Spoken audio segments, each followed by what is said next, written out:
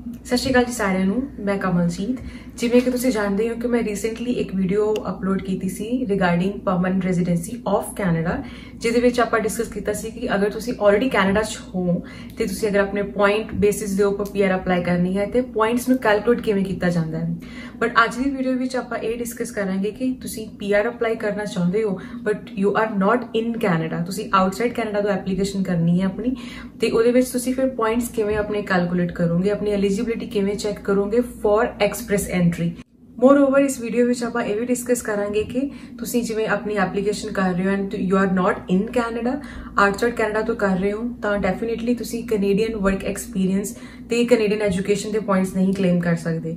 ਤਾਂ ਹੁਣ ਉਹ ਪੁਆਇੰਟਸ ਨੂੰ ਤੁਸੀਂ ਕਿਵੇਂ ਕੰਪਨਸੇਟ ਕਰ ਸਕਦੇ ਹੋ, ਕਿਹੜੀ ਚੀਜ਼ਾਂ ਦਾ ਧਿਆਨ ਰੱਖ ਕੇ ਤੁਸੀਂ ਆਪਣੇ ਪੁਆਇੰਟਸ ਨੂੰ ਥੋੜੇ ਹਾਈ ਕਰ ਸਕਦੇ ਹੋ, ਉਹ ਸਾਰਾ ਕੁਝ ਅੱਜ ਆਪਾਂ ਇਸ ਵੀਡੀਓ ਦੇ ਵਿੱਚ ਡਿਸਕਸ ਕਰਾਂਗੇ।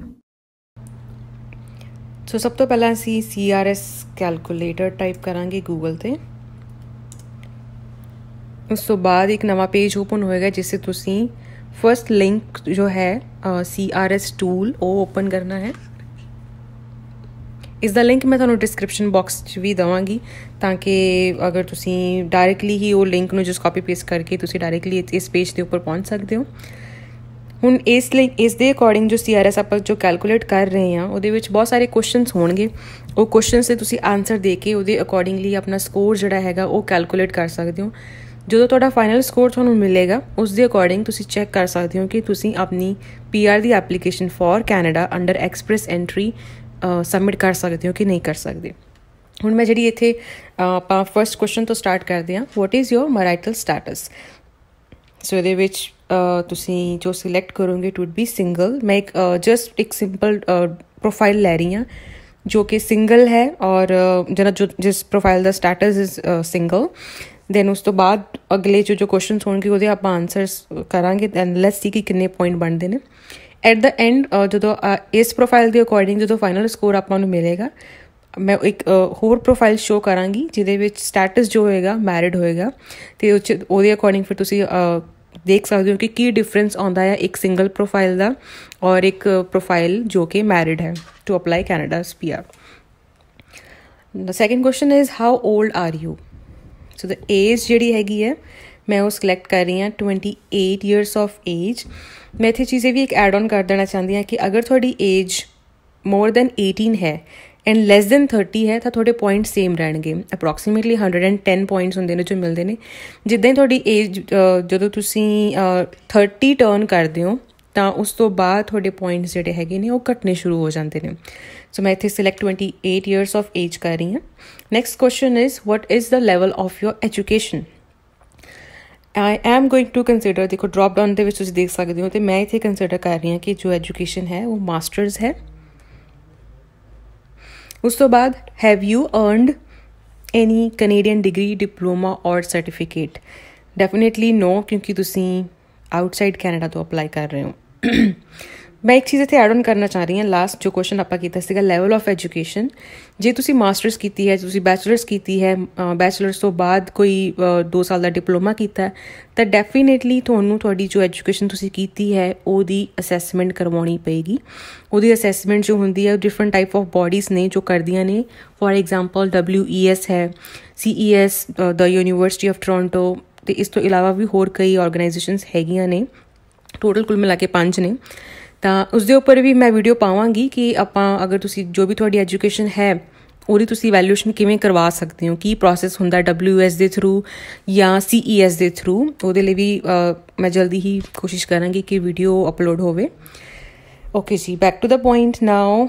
ਆਪਾਂ official language, Canada's official languages are English and French. ਹੁਣ ਇਹਦੇ ਵਿੱਚ ਡੈਫੀਨੇਟਲੀ ਜੋ ਕੁਐਸਚਨ ਹੈ ਕਿ ਪੁੱਛ ਰਿਹਾ ਕਿ ਤੁਸੀਂ ਕੋਈ ਵੀ ਅਗਰ ਤੁਹਾਡੀ ਇੰਗਲਿਸ਼ ਜਾਂ ਫਰੈਂਚ ਫਸਟ ਲੈਂਗੁਏਜ ਨਹੀਂ ਹੈਗੀ ਤਾਂ ਕਿ ਤੁਸੀਂ ਕੋਈ ਅਸੈਸਮੈਂਟ, ਕੋਈ ਐਗਜ਼ਾਮ ਦਿੱਤਾ ਹੈ ਕਿ ਨਹੀਂ। ਫੋਰ ਐਗਜ਼ਾਮਪਲ ਜਿਵੇਂ ਕਿ IELTS ਆ ਜਾਂਦਾ, ਅਤੇ ਜੇ ਅਗਰ ਤੁਸੀਂ ਉਹ ਟੈਸਟ ਦਿੱਤਾ ਹੈ ਕਿ ਉਹ 2 ਸਾਲ ਤੱਕ ਲਈ ਵੈਲਿਡ ਹੈ ਕਿ ਨਹੀਂ, ਤਾਂ ਮੈਂ ਇੱਥੇ ਸਿਲੈਕਟ ਕਰ ਰਹੀ ਹਾਂ ਯੈਸ।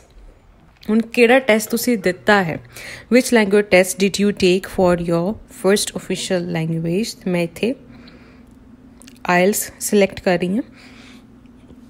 ਨੈਕਸਟ ਆ ਜਾਂਦਾ ਹੈ ਕਿ ਤੁਸੀਂ ਕੀ ਸਕੋਰ ਹੈ ਤੁਹਾਡਾ IELTS ਦੇ ਵਿੱਚ।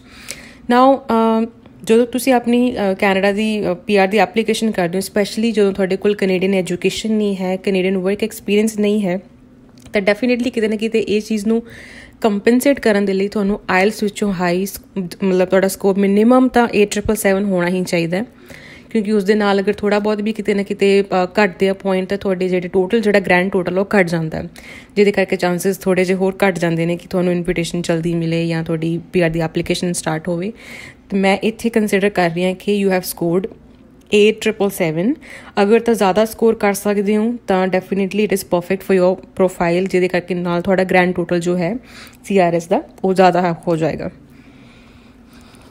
ਸੋ ਜੋ 8,777 ਦਾ ਪੈਟਰਨ ਹੈ ਉਹ ਇਸ ਤਰ੍ਹਾਂ ਹੈ ਕਿ ਤੁਹਾਡੇ ਲਿਸਨਿੰਗ 'ਚੋਂ 8 ਹੋਣੇ ਚਾਹੀਦੇ ਨੇ, ਬਾਕੀ ਮੋਡਿਊਲਸ ਦੇ ਵਿੱਚੋਂ 7 ਹੋਣੇ ਚਾਹੀਦੇ ਨੇ। This is how it works. Again as I mention before, ਅਗਰ ਤਾਂ ਜ਼ਿਆਦਾ ਸਕੋਰ ਕਰ ਸਕਦੇ ਹੋ ਤਾਂ ਡੈਫੀਨੇਟਲੀ ਯੈਸ ਤੁਸੀਂ ਕਰ ਸਕਦੇ ਹੋ, ਜਿਹਦੇ ਨਾਲ ਤੁਹਾਡੇ ਪੁਆਇੰਟ ਐਡ ਆਨ ਹੋ ਜਾਣਗੇ। Do you have any other language test result? The language result not applicable. ਹੁਣ ਇਸ ਤੋਂ ਬਾਅਦ ਆ ਜਾਂਦਾ ਕੁਐਸਚਨ ਕਿ work experience.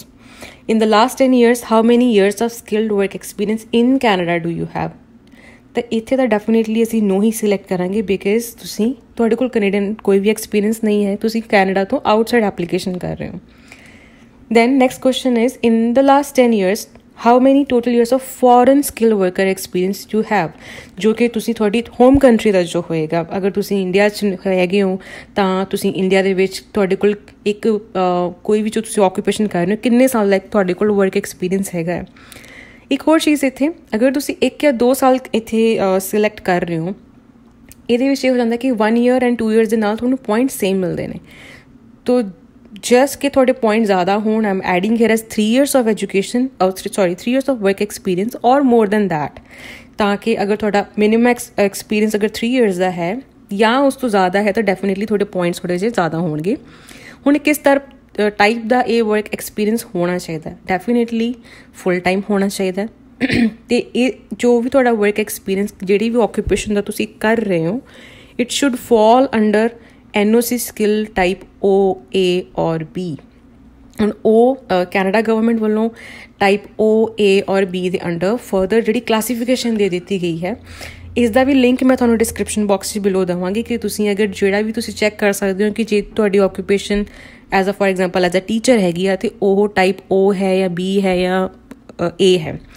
ਠੀਕ ਹੈ, ਸੋ ਮੈਂ ਸਿਲੈਕਟ ਇੱਥੇ ਕਰ ਰਹੀ ਹਾਂ ਕਿ ਤੁਸੀਂ ਤੁਹਾਡੇ ਕੋਲ ਇਹਨਾਂ ਤਿੰਨਾਂ ਸਕਿੱਲਸ ਦੇ ਵਿੱਚੋਂ ਕੋਈ ਵੀ ਇੱਕ ਸਕਿੱਲ ਦਾ 3 ਸਾਲ ਜਾਂ ਉਸ ਤੋਂ ਜ਼ਿਆਦਾ ਦਾ ਐਕਸਪੀਰੀਅੰਸ ਹੈਗਾ। ਨੈਕਸਟ ਹੈਗਾ ਕਿ do you have a certificate of qualification from Canadian province, any territory or the federal body. ਕਿਉਂਕਿ ਤੁਸੀਂ ਆਊਟਸਾਈਡ ਕੈਨੇਡਾ ਐਪਲੀਕੇਸ਼ਨ ਕਰ ਰਹੇ ਹੋ ਤਾਂ ਡੈਫੀਨੇਟਲੀ ਮੈਂ ਇੱਥੇ ਨੋ ਸਿਲੈਕਟ ਕਰ ਰਹੀ ਹਾਂ। ਹੁਣ additional points is the next step here ਕਿ ਤੁਹਾਡੇ ਕੋਲ ਕੋਈ do you have a valid job offer supported by LMIA, ਕਿ ਤੁਹਾਡੇ ਕੋਲ ਕੋਈ ਜੋਬ ਆਫਰ ਹੈ ਫਰੋਮ ਕੈਨੇਡਾ, ਜੋ ਕਿ LMI by itself is a huge topic ਕਿ LMIA ਦੇ ਥਰੂ ਅਗਰ ਤੁਹਾਡੇ ਕੋਲ ਕੋਈ ਜੋਬ ਆਫਰ ਹੈ, ਅਗਰ ਹੈ ਤਾਂ ਤੁਸੀਂ ਅਗਰ ਯੈਸ ਕਰਦੇ ਹੋ ਤਾਂ ਇਹਦੇ ਵੀ 50 ਐਡੀਸ਼ਨਲ ਪੁਆਇੰਟਸ ਮਿਲ ਜਾਂਦੇ ਆ ਤੁਹਾਨੂੰ, because you are just considering the application for express entry. ਤਾਂ ਮੈਂ ਜਸਟ ਇੱਥੇ ਨੋ ਸਿਲੈਕਟ ਕਰ ਰਹੀ ਹਾਂ ਕਿ no, you don't have any job offer which is supported by LMIA। ਅਗਲਾ ਕੁਐਸਚਨ ਹੈਗਾ ਕਿ do you have a nomination certificate from any province or territory. ਹੁਣ ਇਹ ਆ ਜਾਂਦਾ ਕਿ ਅਗਰ ਫॉर ਐਗਜ਼ਾਮਪਲ ਤੁਸੀਂ ਕਿਸੇ ਵੀ ਪ੍ਰੋਵਿੰਸ, ਜਿਵੇਂ ਓਨਟਾਰੀਓ ਇਟ ਸੈਲਫ ਇੱਕ ਪ੍ਰੋਵਿੰਸ ਹੈ ਕੈਨੇਡਾ ਦਾ, ਤੁਸੀਂ ਕਿਸੇ ਪ੍ਰੋਵਿੰਸ ਦੇ ਲਈ ਆਪਣੀ ਐਪਲੀਕੇਸ਼ਨ ਕੀਤੀ ਹੋਈ ਹੈ ਕੋਈ ਨੋਮੀਨੇਸ਼ਨ ਪ੍ਰੋਗਰਾਮ ਦੀ, ਔਰ ਉਹਨਾਂ ਵੱਲੋਂ ਤੁਹਾਨੂੰ ਨੋਮੀਨੇਸ਼ਨ ਸਰਟੀਫਿਕੇਟ ਮਿਲ ਜਾਂਦਾ, ਮੀਨਸ ਤੁਹਾਡੀ PNP ਦੀ ਅਪਰੂਵਲ ਆ ਚੁੱਕੀ ਹੈ ਕਿ ਤੁਹਾਡੇ ਕੋਲ ਅਗਰ ਉਹ ਹੈ ਤਾਂ ਤੁਸੀਂ ਇੱਥੇ ਯੈਸ ਸਿਲੈਕਟ ਕਰ ਸਕਦੇ ਹੋ। ਯੈਸ ਕਰਨ ਦੇ ਨਾਲ ਇਹ ਹੋਏਗਾ ਕਿ ਤੁਹਾਡੇ ਫਾਈਲ ਦੇ ਵਿੱਚ 600 ਪੁਆਇੰਟਸ ਜਿਹੜੇ ਉਹ ਐਡੀਸ਼ਨਲ ਤੁਹਾਨੂੰ ਮਿਲ ਜਾਂਦੇ ਨੇ। But as I mentioned before, this is just the simple express entry profile, ਤੇ ਮੈਂ ਇੱਥੇ ਸਿਲੈਕਟ ਨੋ ਕਰ ਰਹੀ ਹਾਂ। The next question is ਕਿ ਤੁਹਾਡੇ brother real brother sister Canada 'ਚ ਹੈਗੇ ਨੇ ਆਲਰੇਡੀ, ਜੋ ਕਿ PR ਜਾਂ ਸਿਟੀਜ਼ਨ ਹੈਗੇ ਨੇ। ਅਗਰ ਤਾਂ ਹੈਗੇ ਨੇ ਬਹੁਤ ਇਹਦੇ ਵਿੱਚ ਇਹ ਹੋ ਜਾਏਗਾ ਕਿ ਤੁਹਾਨੂੰ 15 ਪੁਆਇੰਟ ਐਡੀਸ਼ਨਲ ਹੋਰ ਮਿਲ ਜਾਂਦੇ ਆ ਤੁਹਾਡੀ ਐਪਲੀਕੇਸ਼ਨ ਦੇ ਲਈ। But as of now I'm just ਸਿਲੈਕਟਿੰਗ ਕਿ ਨੋ। ਸੋ ਲੈਟਸ ਸੀ ਕਿ ਆਪਾਂ ਟੋਟਲ ਕਰਦੇ ਹਾਂ ਕਿੰਨੇ ਕੁ ਪੁਆਇੰਟਸ ਬਣਦੇ ਨੇ ਜੋ ਵੀ ਪ੍ਰੋਫਾਈਲ ਦੇ ਅਕੋਰਡਿੰਗ ਆਪਾਂ ਸਾਰੀ ਇਨਫੋਰਮੇਸ਼ਨ ਫਿਲ ਕੀਤੀ ਹੈ। So you can see here कि एज दे 110 पॉइंट्स ने कि हर जो भी इन्फॉर्मेशन तुसी दिती है उस अकॉर्डिंग जो भी पॉइंट्स थानू है मिले हैगे ने और उहदा टोटल बनता है 469। ठीक है। इस तो इलावा हुण अगर मैं नैक्सट प्रोफाइल करा जिवें आपां स्टार्टिंग दे विच देखिया सी कि आपां single as a marital status जो सीगा वो कीता सीगा। हुण अगर मैं उत्थे मैरिड कर दिन्नी आ तां की डिफरेंस आंदा है मैरिड हियर तो फिर नैक्सट क्वेश्चन आ जाता है कि is your spouse a common law partner a citizen or permanent resident of Canada. So just for example I am selecting here as no.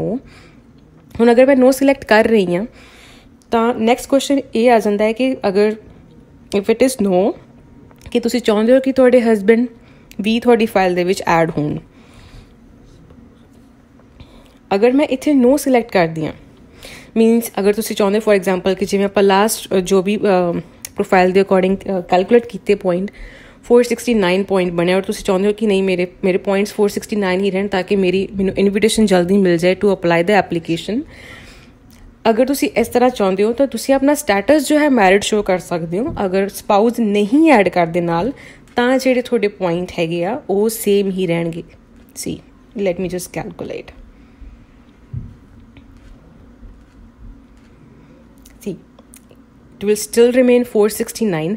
Difference बस ये है कि तुसी अपना स्टेटस जो है मैरिड कर दिता है। लेट्स से अगर तुहाडे इहदे नाल तुहानू इनविटेशन मिल जाता है तुसी PR लै लैंदे हो then definitely you can sponsor your spouse later. हुण अगर तुसी चाहुंदे हो कि तुसी अपने तुहाडे पॉइंट नो डाउट थोड़े ड्रॉप डाउन हो जाएंगे। अगर तुसी चाहुंदे हो कि फाइल दे विच तुसी अपने स्पाउस नू भी ऐड करना है तो you will be selecting here yes. Okay हुण जो तुसी सिलेक्ट कर दिंदे हो इस तो बाद कुछ एडिशनल क्वेश्चनस पूछे जाएंगे थोड़े स्पाउस की इन्फॉर्मेशन के रिगार्डिंग भी होंगे उन्होंने प्रोफाइल के अकॉर्डिंग। उन्होंने एजुकेशन का पहला क्वेश्चन आ जाता है कि what is the highest level of education for which your spouse or common law partner has. तब मैं ये कर रही हाँ I am also considering here masters किते ना किते ये चीज़ बिकॉज अगर थोड़ी और थोड़े स्पाउस की प्रोफाइल हायर है वधिया है education point of view IELTS point of view then definitely it will add on the points दे करके देयर वुड बी चांसेस कि थोनू इनविटेशन जल्दी मिले थोड़ी एप्लीकेशन दे रही। So I am considering here as masters.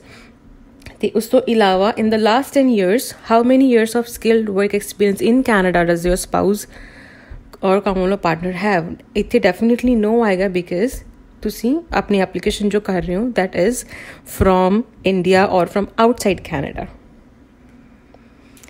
The next question is do your spouse or common law partner take the language test. As of now मैं इतने not applicable कर रही हूँ। Let me just calculate your score and it will come to 452 here. अगर तुम चाहते हो कि थोड़ी जो भी हैगा ग्रैंड टोटल थोड़ा जिहा हायर हो जाए दैन डेफिनेटली थोड़े जिहड़े स्पाउस ने वो आइल्स दा तुसी आइल्स दे सकते हैं। तो मैं एज ऑफ मिनिमम अगर मैं उन्होंने फ्रॉम स्पाउस अगर मैं 6 ईच लैके चलती हाँ तो in each module and will see कि कितना डिफरेंस आता points they which. Let's just calculate.